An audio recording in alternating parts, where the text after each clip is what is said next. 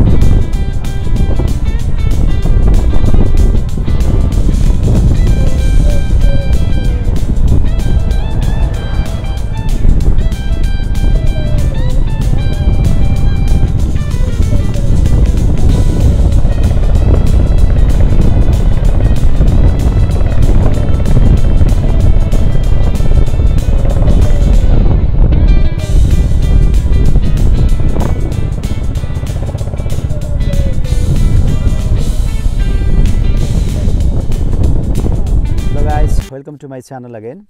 आज चाहिँ मैले तपाईहरुमाझ एउटा नयाँ भिडियो लिएर आएको छु। यो चाहिँ रोयल इनफिल्डको क्लासिक 350 2025 मोडलको एमराल्ड ग्रीन कलरमा यो चाहिँ टप भेरिएन्टमा छ।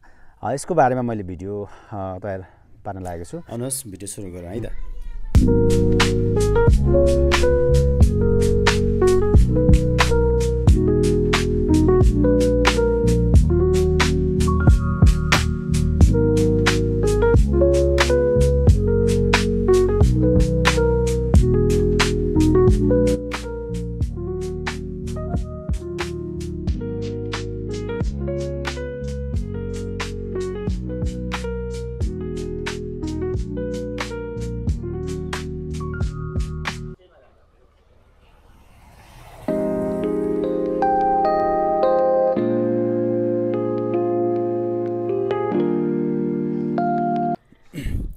यो भयो गाडीको फ्रन्ट लुक। यो हेडलाइट छ। गाडीको हेडलाइट चाहिँ एलईडी मा दिएको छ र साइडको इन्डिकेटर्सहरु चाहिँ चारैवटा हेलोजेनमा रहेको छ। यो पुरानै डिजाइनमा, पुरानै मोडलमा र फ्रन्ट लुकमा चाहिँ यस्तो छ। र यो यसको तल दिएको चाहिँ यो रिफ्लेक्टर भइहाल्यो र गाडीको लुक्स चाहिँ एक्स्ट्रा छ है। र यो माथिबाट यसको मिटर बक्स हेड भइहाल्यो। फ्युल ट्याङ्क, यसको ट्याङ्कीको क्यापासिटी चाहिँ 30 लिटर्सको छ, 13 लिटरको। र यहाँ ह्यान्डलको साइडमा दिएको छ युएसबी पोर्ट हो। यसको चार्जर यसबाट मोबाइल चार्ज गर्न सकिन्छ। र लुक्स चाहिँ एकदम युनिक छ है, दामी छ लुक्स। ल यो ग्रीनमा अनि कपर, गोल्ड अनि क्रोम, यो तीनटा कलरको कम्बिनेसनमा यसको लुक्स चाहिँ एकदमै युनिक, एकदम बवाल देखिएको छ। मलाई चाहिँ यो कलर एकदम बेस्ट लागेको। ब्याक साइडबाट नि एकदम राम्रो देखिन्छ।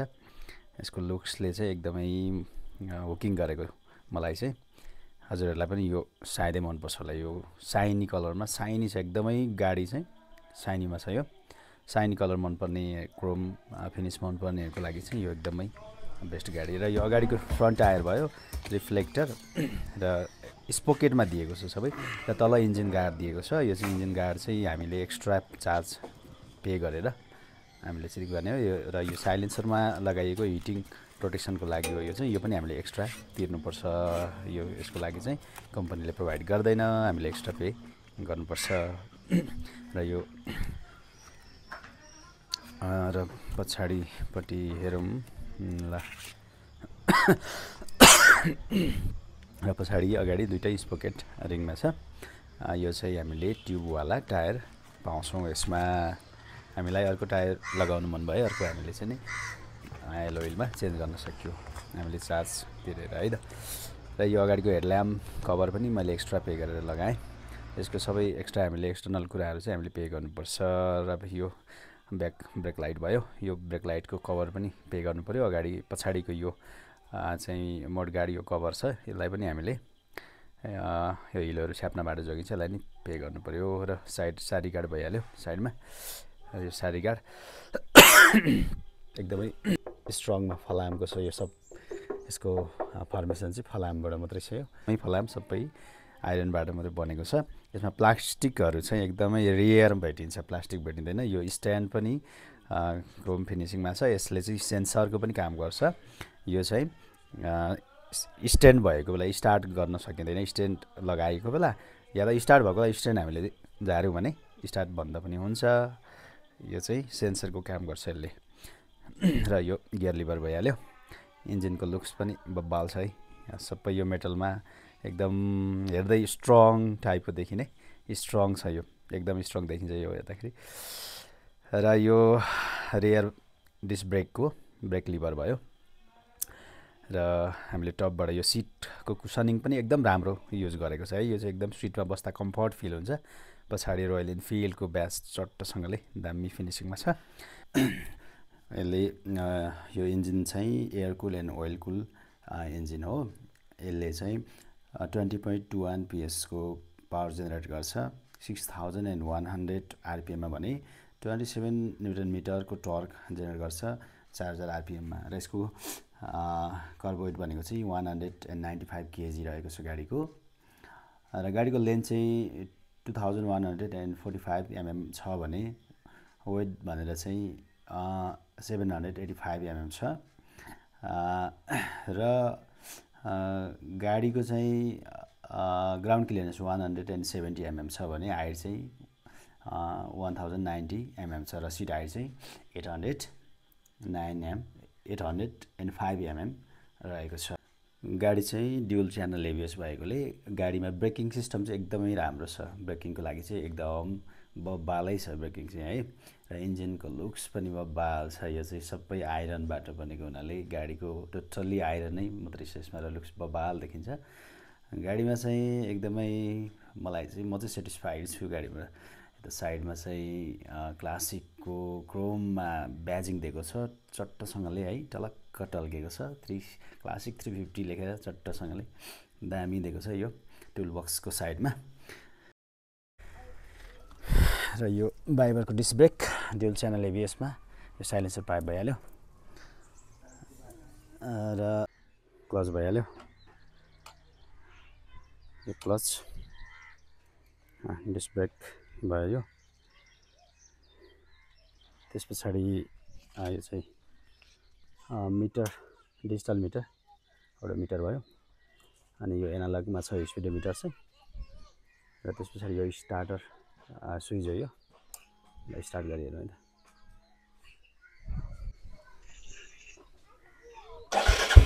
ल साउन्ड बबाल छ।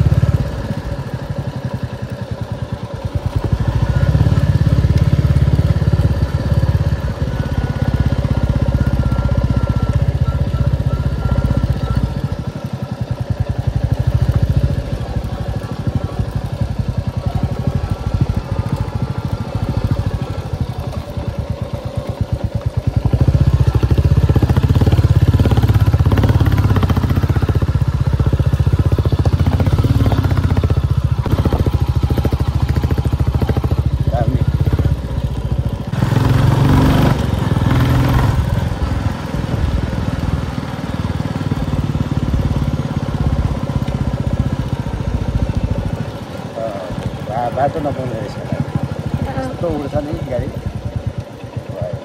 ठिकठाकै रहेछ तर यो बाटो नपाउने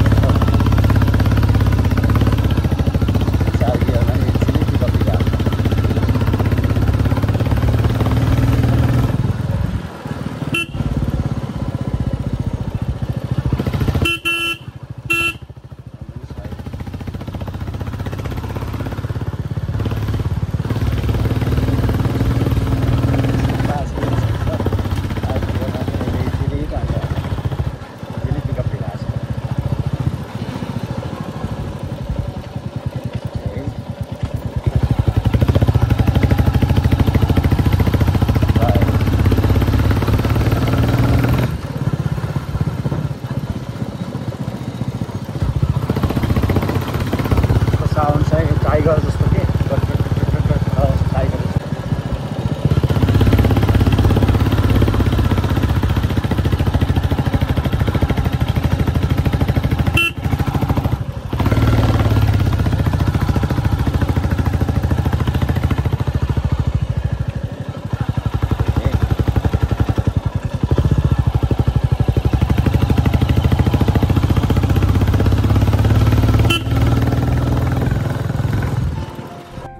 ओके हजुरहरूलाई आजको भिडियो कस्तो लाग्यो भिडियोलाई लाइक कमेन्ट र सेयर गर्न नभुल्नुहोला र च्यानललाई सब्सक्राइब गर्न पनि नबिर्सिनुहोला है त र यस्तो यस्तै जानकारीमूलक भिडियोहरू लिएर म फेरि पनि हजुरहरू माझ आउने नै छु आजलाई पनि है त बाइ बाइ